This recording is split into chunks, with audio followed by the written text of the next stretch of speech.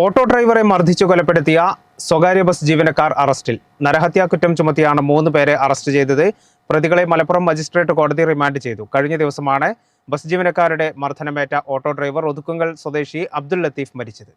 മലപ്പുറത്ത് സ്വകാര്യ ബസ് ജീവനക്കാരുടെ മർദ്ദനമേറ്റതിനു പിന്നാലെ ഓട്ടോ ഡ്രൈവർ കുഴഞ്ഞു വീണു മരിച്ച സംഭവത്തിൽ പ്രതികളായ 3 പേരെ പോലീസ് അറസ്റ്റ് ചെയ്തു. തിരൂർ മഞ്ചേരി റൂട്ടിലോടുന്ന സ്വകാര്യ ബസ്സിലെ ജീവനക്കാരായ പഴമള്ളൂർ മുണ്ടക്കോട് വരിക്കോടൻ വീട്ടിൽ മുഹമ്മദ് നിഷാദ്, ഇരുമ്പുഴി വടക്കുമുറി തോട്ടത്തിൽ സുജീഷ്, ആനക്കയം പുള്ളിലങ്ങാടി കോന്തേരി വീട്ടിൽ സിജു എന്നിവരെയാണ് മലപ്പുറം പോലീസ് അറസ്റ്റ് ചെയ്തത്. മലപ്പുറം ജുഡീഷ്യൽ 1ാം ക്ലാസ് മജിസ്ട്രേറ്റ് കോടതിയിൽ ഹാജരാക്കിയ പ്രതികളെ റിമാൻഡ് ചെയ്തു. വഴിയിൽ നിന്ന് യാത്രക്കാരെ കയറ്റിയത് ചോദ്യം ചെയ്താണ് വെള്ളിയാഴ്ച സ്വകാര്യ ബസ് ജീവനക്കാർ ഓട്ടോ ഡ്രൈവറായ അബ്ദുൽ ലത്തീഫിനെ മർദ്ദിച്ചത്.